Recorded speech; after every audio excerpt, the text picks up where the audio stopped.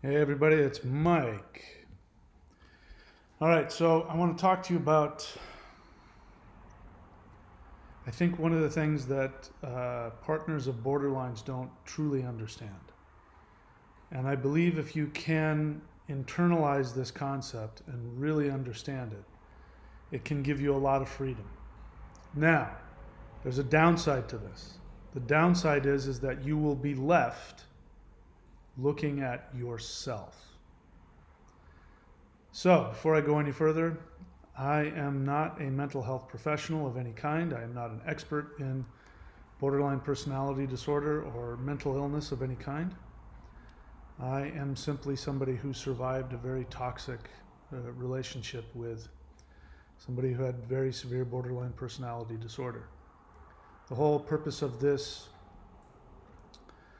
channel is to help non-borderlines to find their own power again, to regain their own sense of self, their own identity, their own happiness, their own hope, their own trajectory in life, or maybe find it for the first time.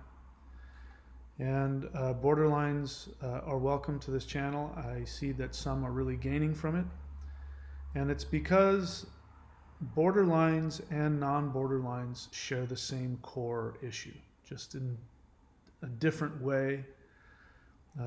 Codependence haven't maybe it didn't happen as early, or who knows what, but we share the same core issue, which is there's a big black hole where our identity should be. So that's what I want to talk about today. And again, for borderlines, if you're coming onto this channel, I think the best way to make use of this channel is to, well, listen for the similarities, and then also understand what the effects of the mental illness are for people in your life. I have tried to make a very clear approach, which is that I do not vilify the borderline. I hold them fully responsible for the effects of their actions and for the choices that they make. But because that's what the world does, whether we all like it or not, everybody is held to the same standard, even if we don't have the same amount of tools. We're still, life is life.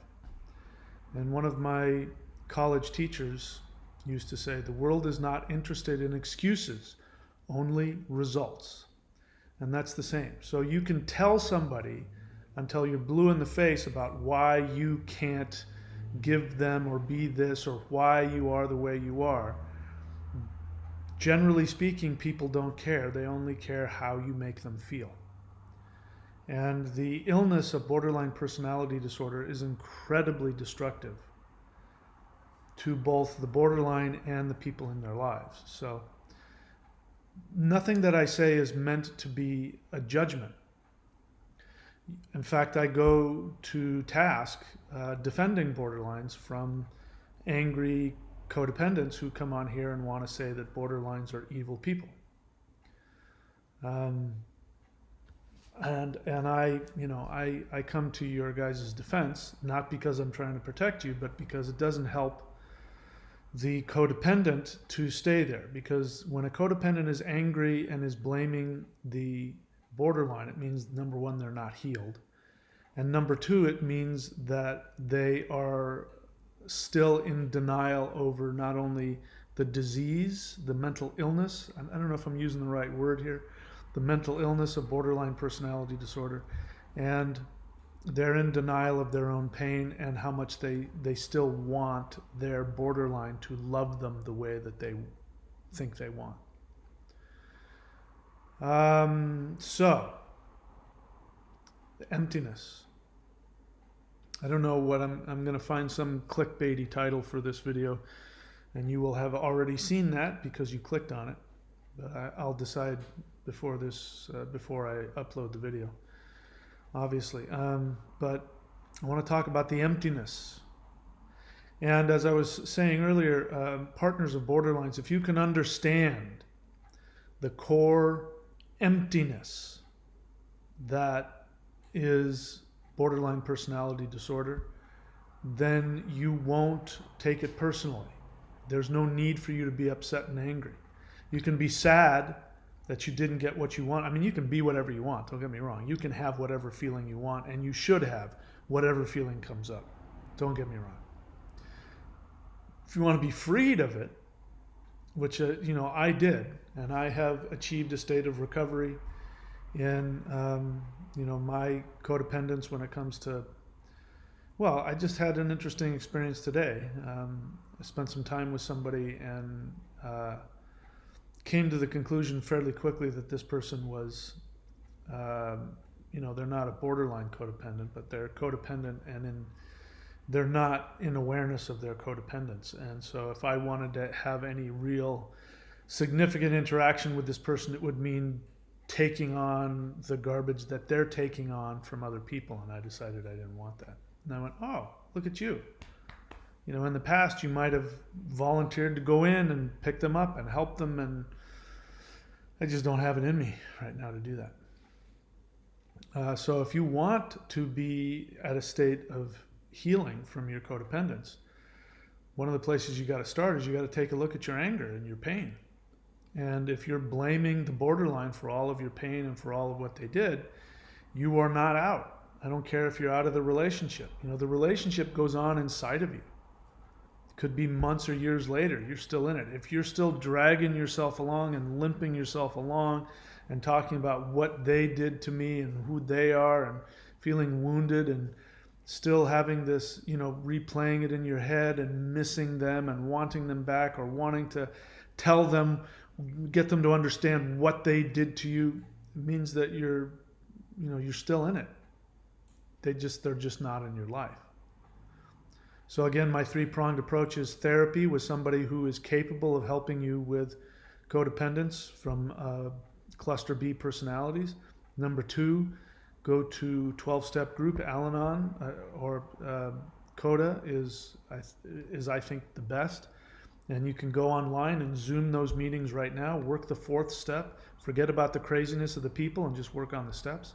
3, have a spiritual practice, a spiritual discipline, meditation, Tai Chi, Qigong, church. I don't care what it is, but it's a discipline, something you discipline yourself to that helps you to connect with something greater than you, even if that's electricity or the quantum whatever. I don't really care. Those 3 things are what I've used and what I continue to use to stay in a state of recovery. And you got to work at it. So let's get into it right now. So I am sharing a quote from a self-confessed borderline who is in therapy. And this is in response to my video, BPD, Are Borderlines Sociopaths? Part 2, my thoughts 6 months later. So I don't remember what I said. The end result is that I decided that borderlines are not sociopaths in the technical sense. Although, of course, they can be. Don't get me wrong. They can have comorbidity, which means they can be borderline and narcissistic personality disorder and PTSD and antisocial behavior, and they can have all that stuff. I'm just talking about straight borderline. So my conclusion was that they're not sociopaths because the way I define a sociopath, like a narcissist, is that a narcissist plans it out. A narcissist consciously knows that you are nothing but a object, and they are going to use you for that purpose, and they might even plan on causing you pain and misery, and they get off on that. But whatever it is, they are using you, devouring you, and throwing you away, and they are absolutely conscious, and they plan it out. That's why I've said before, I don't think I'm a good target for those kinds of sociopaths, because that's not how the pathology of my codependence is. And because I find that sociopaths are bad liars. I know people tell me that, they're really good, but that's for somebody who can't see it coming. I can see it coming. Borderlines, I can't see it coming. The reason why I can't see it coming, I believe, is because when they are loving you, they are 100% sincere as a puppy or a kitten or an infant.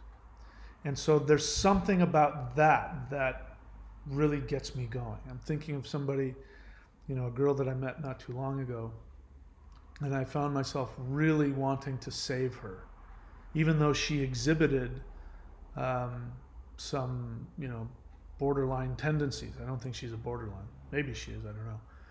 But she exhibited some borderline tendencies. But underneath that and around that, I saw this really sweet person, but that was really erratic. And my codependence kicked in, and I wanted to scoop her up and take care of her. And I went, no, man, she's going to slice you to pieces. So I avoided that. But researching it and listening to borderlines, the problem is that they split on you because there's no identity there. And so they have the same core issue as cluster B personalities, as narcissists. They have the same core issue as codependence.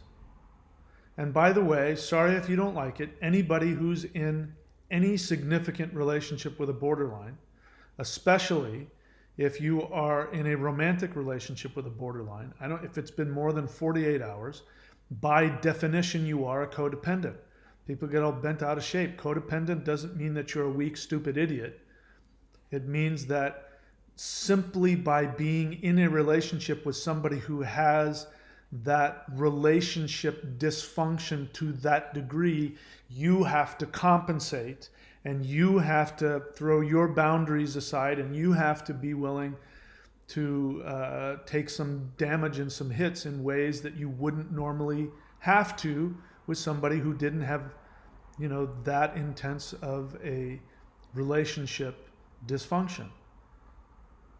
That's, so you can exchange the word codependent for significant other of borderline, boyfriend, girlfriend of borderline, in a romantic relationship with a borderline is equal to codependent by the nature of it. So please get over I'm not a codependent, I just care too much. I'm not a codependent, she told me ahead of time. I'm not a codependent, I'm just an empath. Those are all just bullshit excuses for you're attached to somebody that you're going to have to take up the slack for. That's codependency. If you're consciously taking up the slack and it's done in a way, if she's in therapy and you're in therapy and you know what it is and you're consciously doing it, then you're a conscious codependent, but you're still a codependent. There's treated and untreated, just like there's treated borderlines and untreated borderlines. There are untreated codependents and there are treated codependents. The person I talked to today, I came to realize was an untreated codependent. Sort of floated it out there, have you thought about getting some counseling? Which of course, as a good codependent, no, I don't need that. I have my friends and okay. It's not my business to get anybody into anything, except I didn't want to get enmeshed in that. Anyway, so let's get on with the comment here. So this is from a self-confessed borderline. It says, as a borderline, I'd like to share that when I am loving you, I truly mean what I say. It's what I want more than anything. It's just that no matter how much I try, no matter what I tell myself, there comes a time when I just can't give what I don't have. I'm going to stop there. This is what I've been trying to say. If you can internalize this, codependence, especially if they're untreated, or even if they're in treatment and they're not in, a place of evolved awareness. This is somebody, from what I gather, who's been in therapy for years and been working at it for years. And they're still, they have the ability to say that they can't. She goes on to talk about what she needs to do when she splits. In essence, she's still splitting She's just handling it consciously, but the end result is still the same. Now, she's not causing the kind of damage that would destroy the relationship, apparently. Another thing I gather from this person is that they're fully committed to making sure the relationship works. So anybody out there, if they're wondering, somebody asked me, let me read it. Somebody asked me,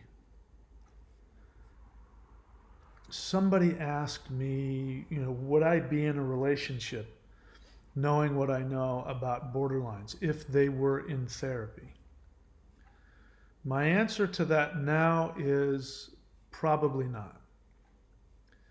And the reason for that is I'm looking for, is this it? Yeah. So somebody says, "Hi Mike, I know you don't have much experience with treated borderlines, but would you personally be in a relationship with a treated borderline knowing what you have discussed previously about relapses and knowing deep down this mental illness is part of who they are? And that they can go back to their old ways without regular maintenance? Or has your recovery changed you to only date people without a personality disorder?" Yeah, my feeling now is that I'm not looking for somebody that has any kind of personality disorder.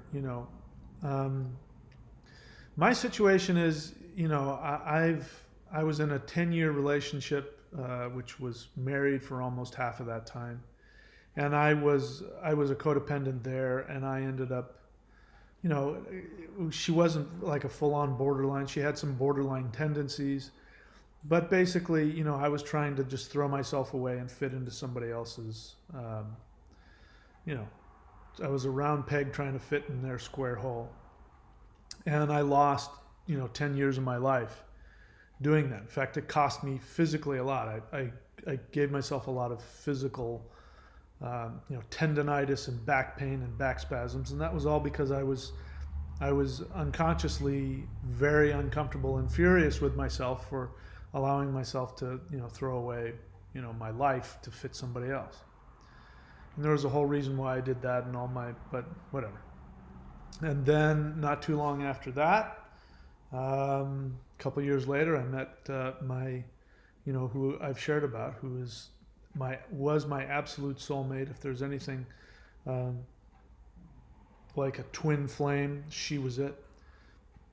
But she had breast cancer and passed away.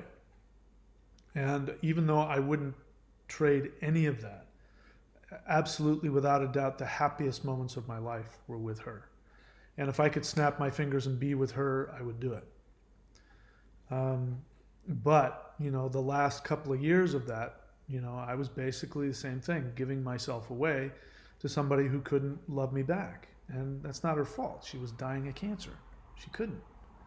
And towards the end, she got very angry and upset and pushed everybody away, including me. And I don't hold her, to that. Nobody likes the idea of having to give up their life. She was vibrant and young and beautiful and had family and kids and me, and she couldn't deal with it. So she pushed everybody away and, died alone, angry and sad. And I don't blame her for that. But bottom line is I just ended up giving myself away. And then, because of that hole that was inside of me from that, I then attracted this borderline who then tried to become her. You know what they do? They figured out what the facade was that I was looking for, and she became that. And, obviously it didn't work.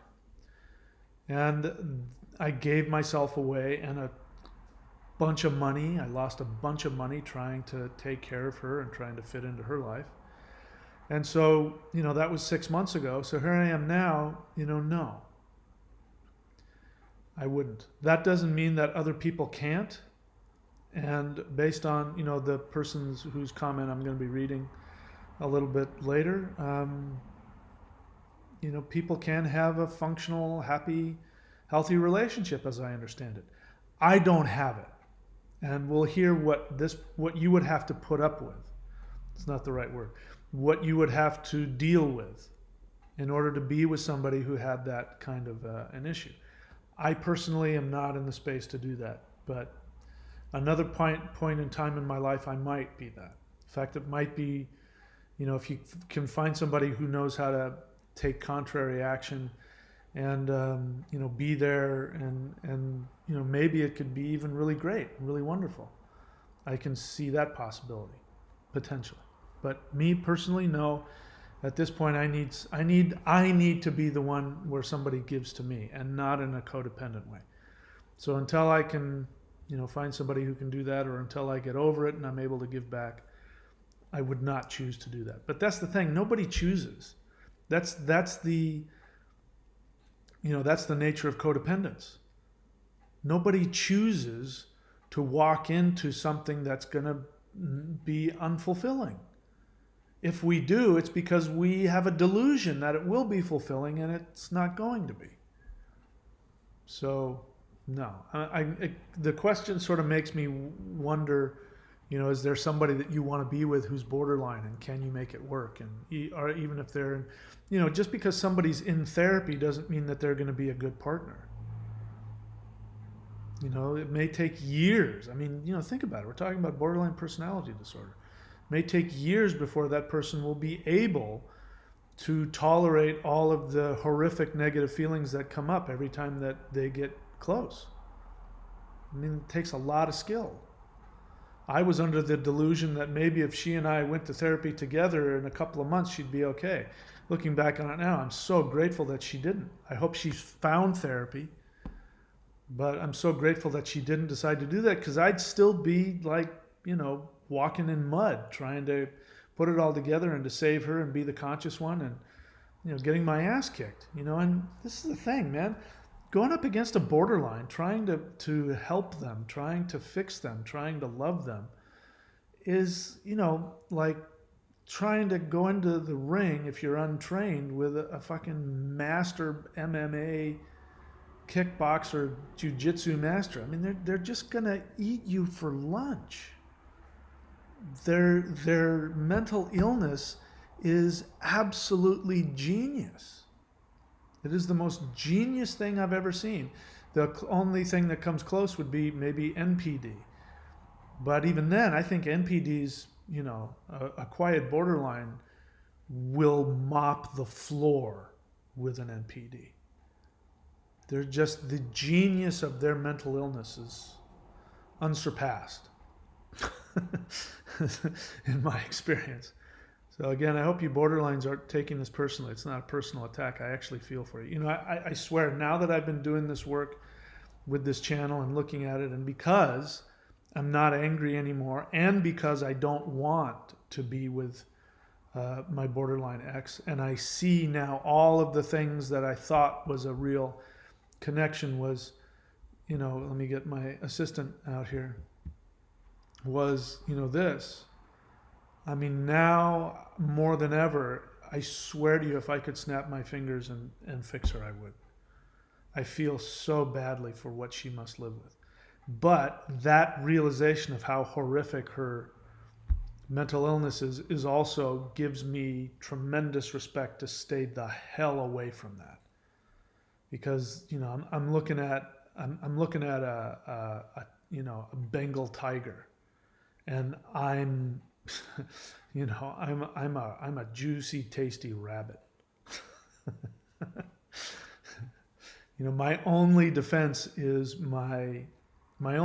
against that are my boundaries, and my boundaries are absolutely no contact under any circumstances.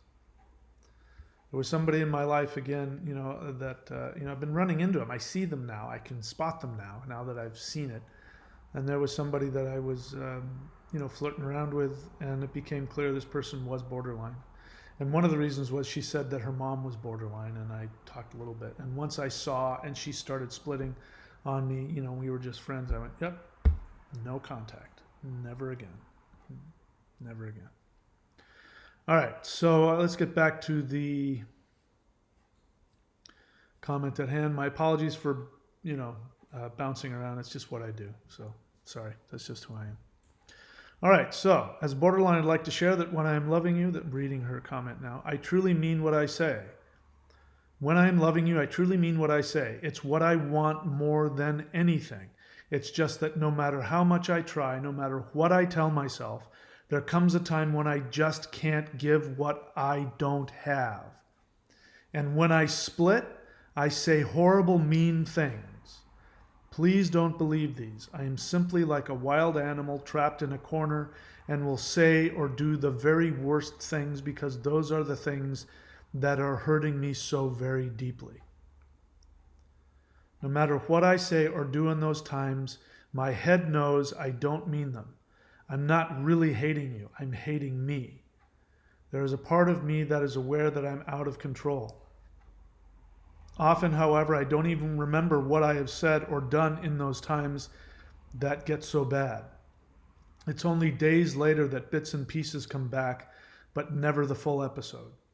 What really got to me was when my present partner said to me, I should record you. You wouldn't believe the things that are coming out of your mouth. This was the same thing my last codependent ex said to me. It used to infuriate me as I felt I was the rational one and he was the one just being mean. But when I heard my current partner say the exact same thing, it actually got to me. Not in the moment, but later when things had calmed down, and since I am now in therapy, I realized there had to be something to what they were saying.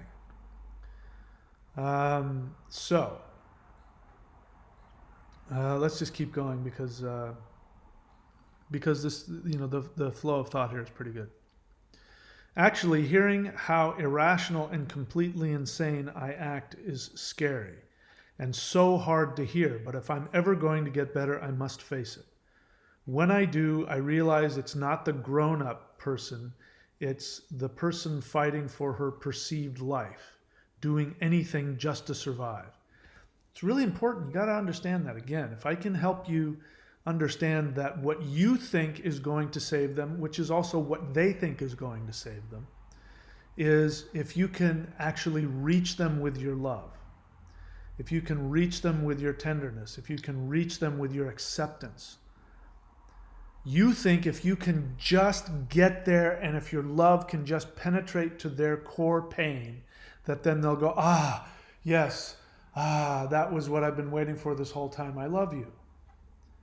What this person is saying is when you make contact, it is actually perceived as not just a threat on her in any way. It is an actual threat on their life.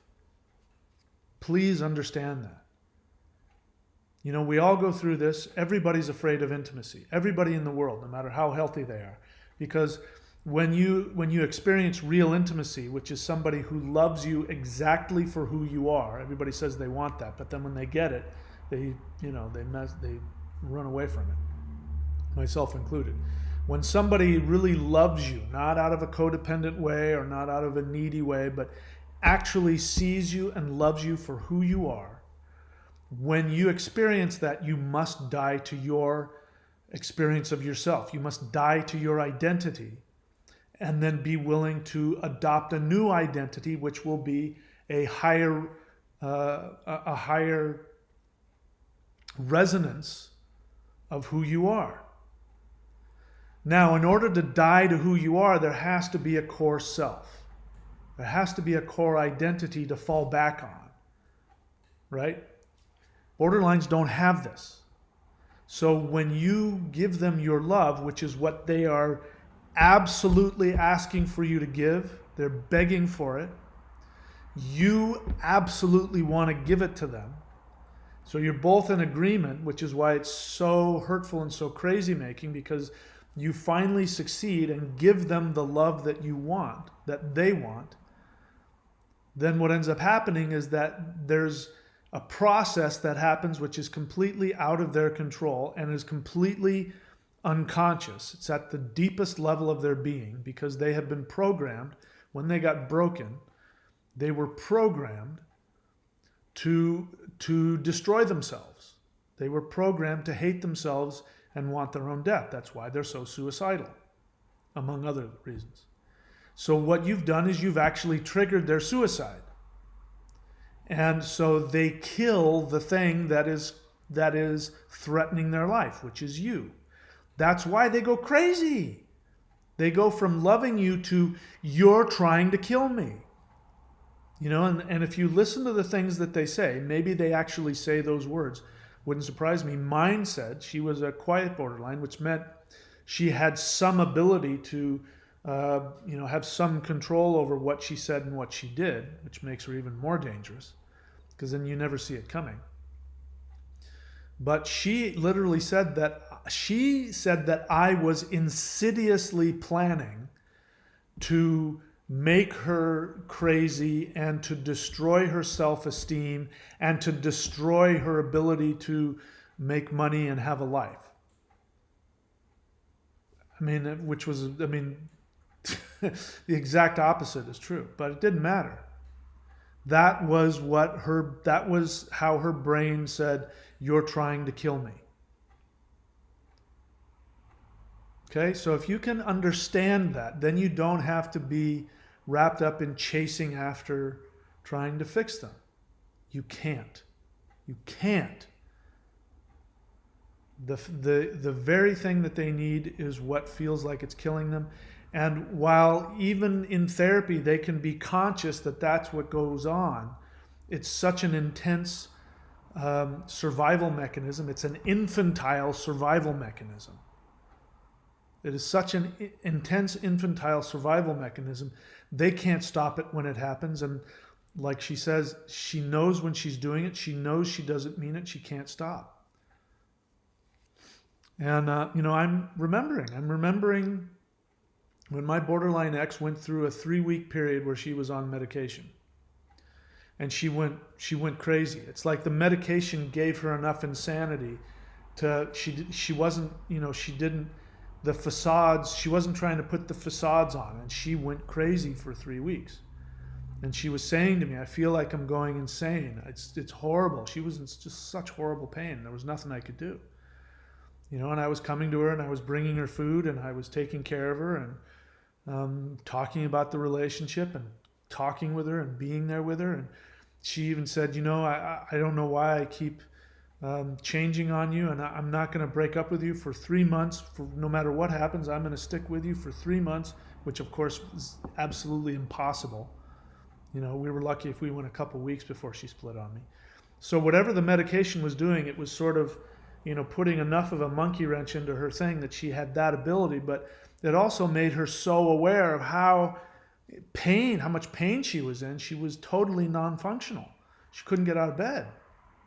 And then when she stopped taking the medication, which was the absolute right thing to do, then she forgot and then grabbed onto a facade. I had no idea what that meant then. Grabbed onto the facade and just got herself so perfect and put together and looked so good. And then she split on me harder than ever. And I was so happy because I thought, oh, she's out of it. Oh my God, maybe there's some hope. But I didn't realize it was just a facade. Anyway, what does that do for the point I'm trying to make? Let's just keep talking here. Let's see. So, what really got to me was my present partner said to me, "I should record you. You wouldn't believe the things that are coming out of your mouth."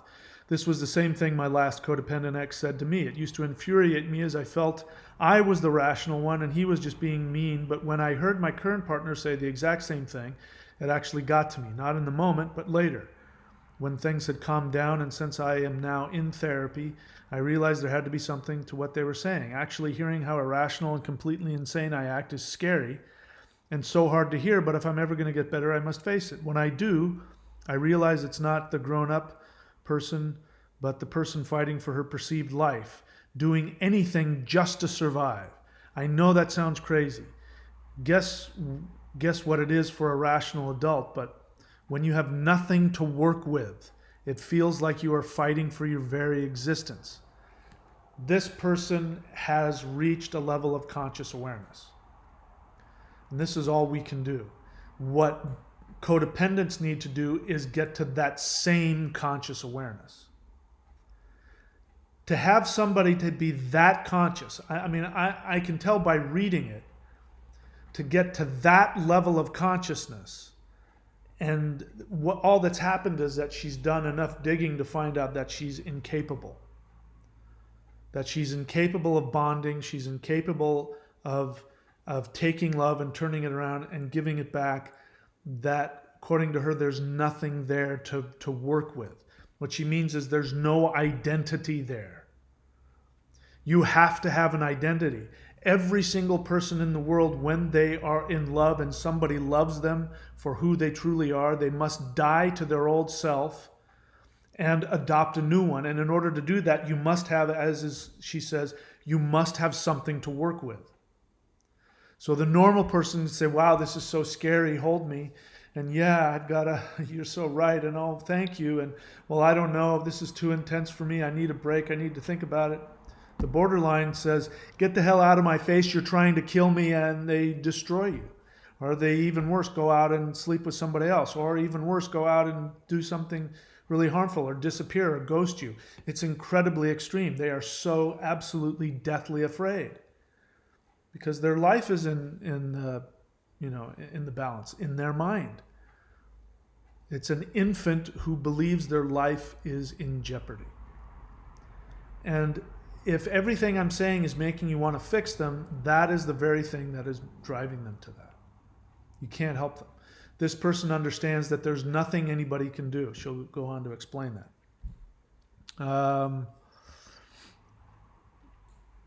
I've been in therapy for many years now and know it's a lifetime commitment. I've learned that there are times I just have to tell my partner that I'm having a, quote, baby day, unquote, and need time alone to self-soothe, a skill I've learned that most young children learn early in life. He understands this and allows me that time. There are also days when I say, quote, baby, she gives her name, just needs your love, unquote, and he will just hold me. And in those cases, I feel better, although still in those times, I am not able to then turn around and do the same for him. That would just take back everything he just did. Mike, maybe that's where your borderline ex was when she was unable to give back the love and healing you shared that you needed after spending so much time doing so with her. We can do that, but not at that moment. Yeah, that explains it. And it was such a shock to me to pour my love into somebody. And so I was drained. We were both just teary-eyed and drained, and I was drained as hell. And I wanted somebody to take care of me. And not only was she not able to take care of me, but she was incensed that I even asked. I'm not just going to drop everything just for you. Totally clueless. But now I get it. Had I understood, number one, that she was a borderline, which I didn't even, at that time, I had no clue what was going on. The splitting was just starting to happen. But I would have gotten it, and I would have said, if I'm going to give to her, that I got to be prepared to give it and then just walk away, because it has to go in there. She has to absorb it. But as I think the same person said, that when they're in it, the love just goes in and disappears. There's nothing to give back. And this one is interesting. Now it explains why she said that. I'm not just going to drop everything just for you. What she says here is, I'm not able to then turn around and do the same for him. That would just take back everything he just did. Now, I can't get inside her skin. I don't know. Maybe that's true. Maybe that's not. My first instinct is to say that that's an illusion. Because it doesn't. I mean, he gave to her, and so it's not going anywhere. Just because she's giving back doesn't mean that she's going to then... It's not like there's only so much love in the world, and he gave, X amount of love, and then if you give it back, you won't have the love. I mean, that's the idea, is that, what we're all working with is that, love builds on itself. I give love to you, which makes you want to love me, which makes me want to love you. But if you don't have an identity, then, as is said, there's nothing to give, nothing to work with. The symbolism I use is that, you're in the bottom of a pool and you hit the bottom and you push off. That pushing off the bottom of the pool is your identity. If you don't have an identity, there's nothing to push off from. So maybe she's right. Maybe borderlines really can't give back. I like to believe that they can It's just the feeling that now I'm giving back and I'm giving it away, to actually sit with that, and to, try giving back just by holding the other person and just pretending. Sometimes that all just pretending, just, okay, here, let me rub your back for a while. You know what I mean? I don't really mean this, just telling yourself, I don't really mean this. I'm not giving my love away, but I'm gonna just do something that makes them feel. Here's the thing, like my teacher said, the world is not interested in excuses, only results. The world is not interested in your truth. The world is only interested in what you do for them. I'm remembering somebody now who I believe was borderline, who actually got me here to this country. Didn't get me there. The person said, you need to come check it out. And we, had started having this online connection, which was sort of looking like it might turn into a romance. And then I went full blown codependent. I love you. I think you're the one. That was on me. But I'm glad it happened because it stimulated her to split on me. So I came here, she showed up and said, hi, okay, here's the stuff that you asked for. I can't have anything more to do with you. And then said, talk to me when you get back to the United States and then I can be your friend. And I said, what? No, doesn't work like that. No way. You just, yeah. Sorry, I just got off a 24-hour flight and you're telling me that now that I'm here, you want nothing to do with me, but you'll be my friend when I go back to the States? Nah, we're done. So I'm grateful for that. Otherwise, I would have gotten caught up in all of that. I would have gotten triangulated in all of her nonsense. I forgot. I don't know what's important about that story. Let's see. So, where did I go? So maybe that's where your borderline ex was, when she was unable to give back the love and healing you shared that you needed after spending much time doing so with her. We can do that, but not at that moment.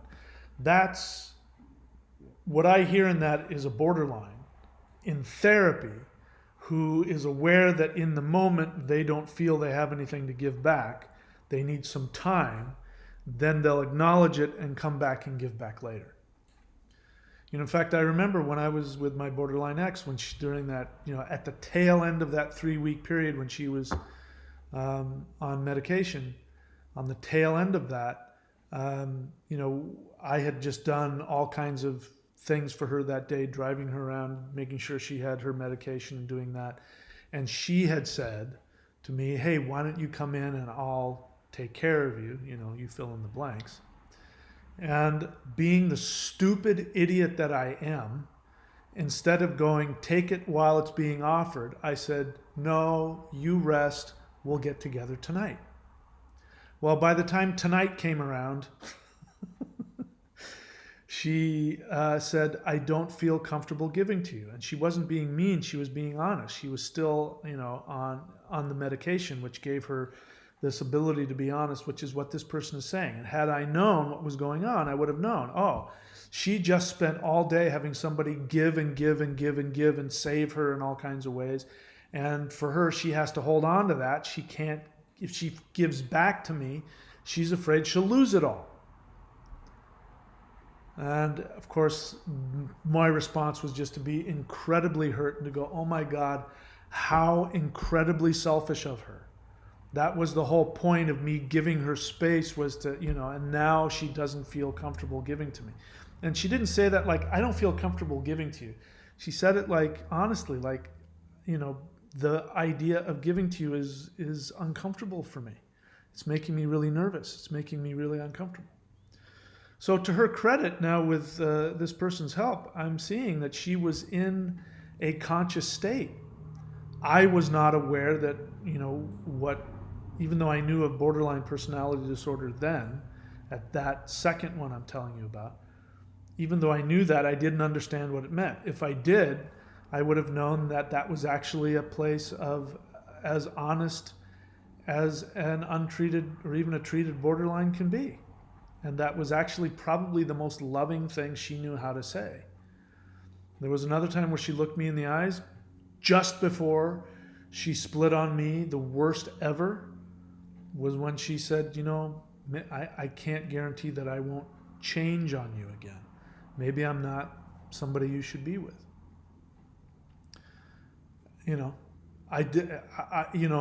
That to me, for a non-borderline, is just somebody who's in resistance. So my instinct is to say, no, that's okay. I'm here with you. It's okay that you have your negative feelings. I'll be here with you. But you can't do that with a borderline. They need, according to what I'm reading here, it's just absolutely intolerable for them not to go and isolate and take care of themselves. So, let's see what else. There's some other good stuff in here. Let's see. Even in therapy, there are times when I need that. But the difference is that I'm aware and can ask for it and show gratitude when given. Meaning when somebody's, let me go back and get context. Okay, so I'm not able to turn around and do the same for him. That would just take back everything he just did. Mike, maybe that's where your borderline ex was when she was unable to give you back the love and healing that you shared, that you needed after spending so much time with her. We can do that, but not at the moment. Even in therapy, there are times when I need that. I'm not sure what she's talking about here. But the difference is that I'm aware and can ask for it and show gratitude when given. I have to recommit to the new thoughts, action versus reactions, learning through therapy every day, and it's been 10 years. 10 years, guys, listen to that. We're talking about a borderline that has been in therapy for 10 years. You think you're going to get your untreated borderline to love you? Every time you love them, they think you're killing them. And that's, there's no doubt in my mind that the first few years of therapy would be the same. I can't imagine that 6 months in therapy is going to have a borderline go, wow, I need to now act this way. They're not going to know how to do that. I mean, it's going to take them years. 10 years later, and she's, just now able to verbalize and get honest with what's going on. And even then has to say, listen, I need time. Give me, get the hell away from me in a loving way. That's 10 years of therapy. And even then I look at that and I go, would I be able to do that at this stage of my life after, the past 15 years of just giving and giving and giving to women that couldn't love me back? I wouldn't be able to do it. I don't think so. It would just be too painful. So, but I'm not this other guy. Whoever she's with, he's in therapy too, and so they've got a whole different thing. So I'm not that guy. Maybe that would change for me, and after I've, gotten, been selfish for a few years, but consciously selfish, by the way. I'm not planning on being unconsciously selfish. I'm rejecting a lot of, I don't know what a lot is. I'm rejecting relationships that are coming my way because I'm really asking myself, as I get to know them and I find out what they've got in their life, I go, am I able to take that on? And I'm usually pretty easily, able to figure out within the first couple meetings that, I just don't have anything in me to give to this person. So I don't even know if there's anybody out there. It'd have to be somebody that had a lot to give and didn't have a whole lot of things like kids and, other major family obligations, and didn't need me to go and, take kids to pee-wee soccer, and, somebody that just had a lot of spare time to just hang out and just chill and give to me. And there's not a lot of people at my age, usually by the time they're my age, they've got kids and grandkids, and plus people are just so screwed up. Most people just aren't that healthy. That's just my experience. So I don't even know if I don't know what it's going to take. Anyway, we're talking about somebody, a borderline who's been in therapy for 10 years, and she still has to jump through all those hoops and have a partner who's willing to jump through all those hoops with her. And I fully see this as a very conscious person. And then she goes on to say, and it's been 10 years. I still fail at times. It's much better, but the child is still broken. And it is a 1 day, 1 hour at a time commitment. Anyway, so this goes on to say, I hope this might help even one person suffering from the cruelty inflicted by a borderline. So let me now talk about that.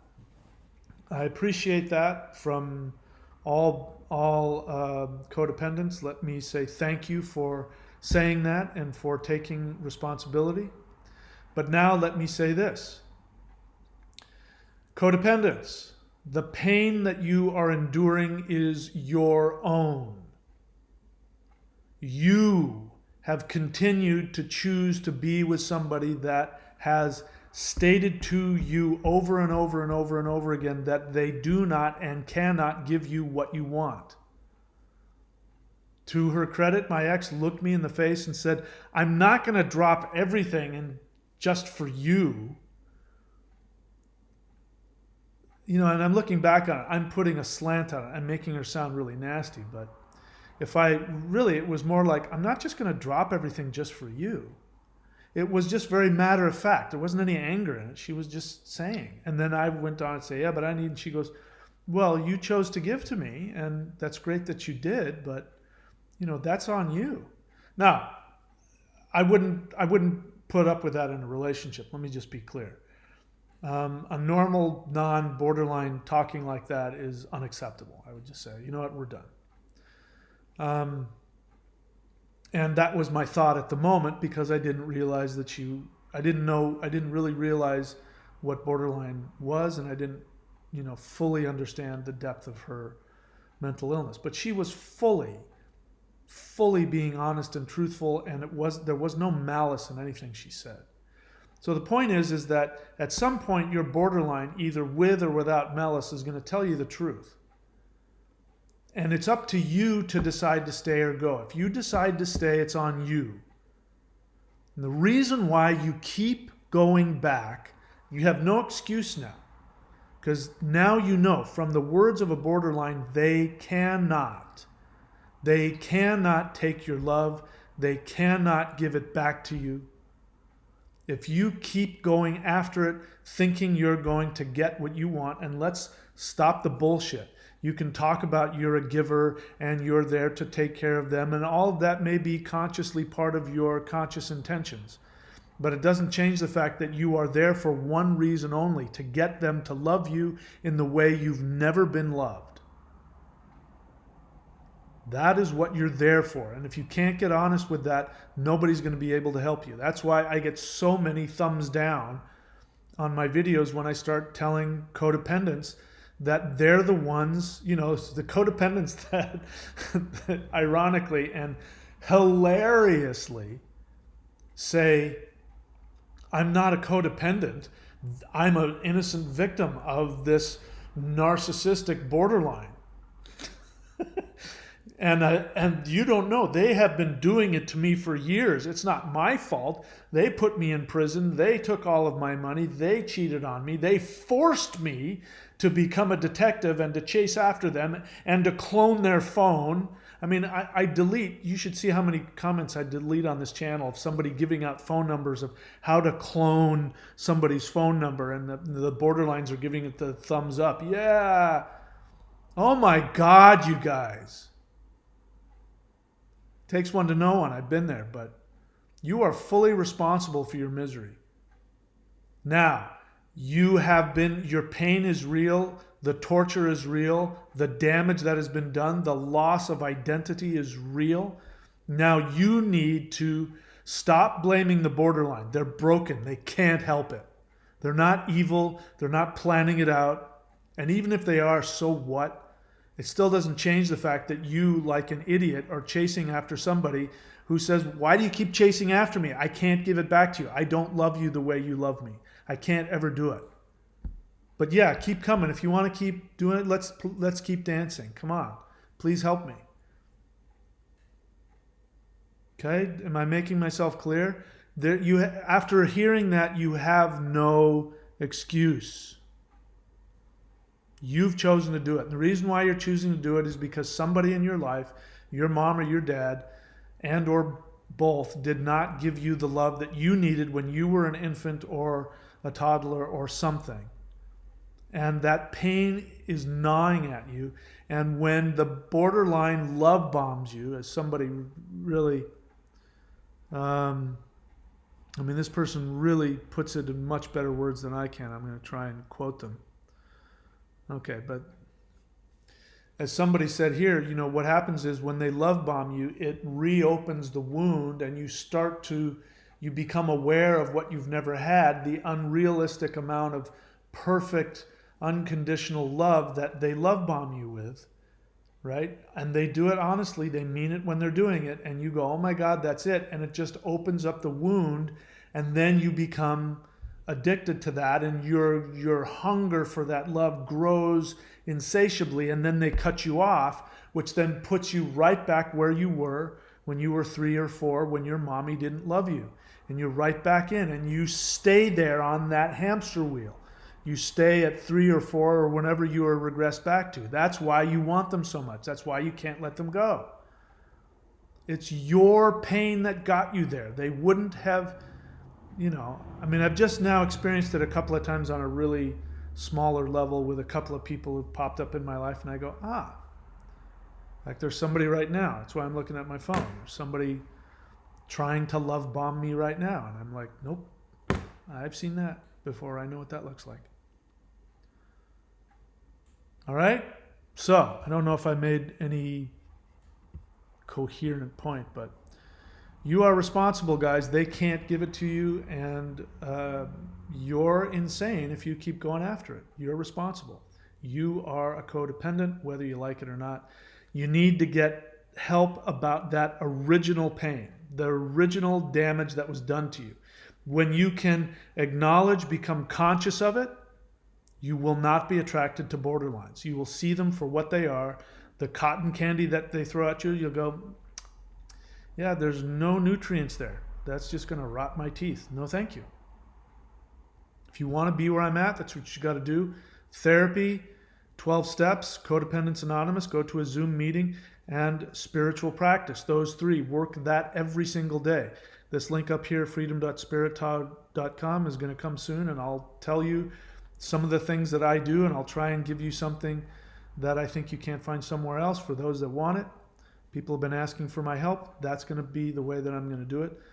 I'm not ready to do it yet, but just I'll let you know when I've launched that. Until then, I'll keep coming back, and as long as you want me to, I'll keep sharing my thoughts and my feelings and my experience. All right, that's it, guys. May you find your identity, whomever you are, borderline, non-borderline. May you find your power, your identity. Everybody deserves love. And what we need more than anything is self-love, to really be okay with ourselves and to love ourselves. We can't do that. We can't love anybody else. All right, that's it. I will talk to you guys when I talk to you.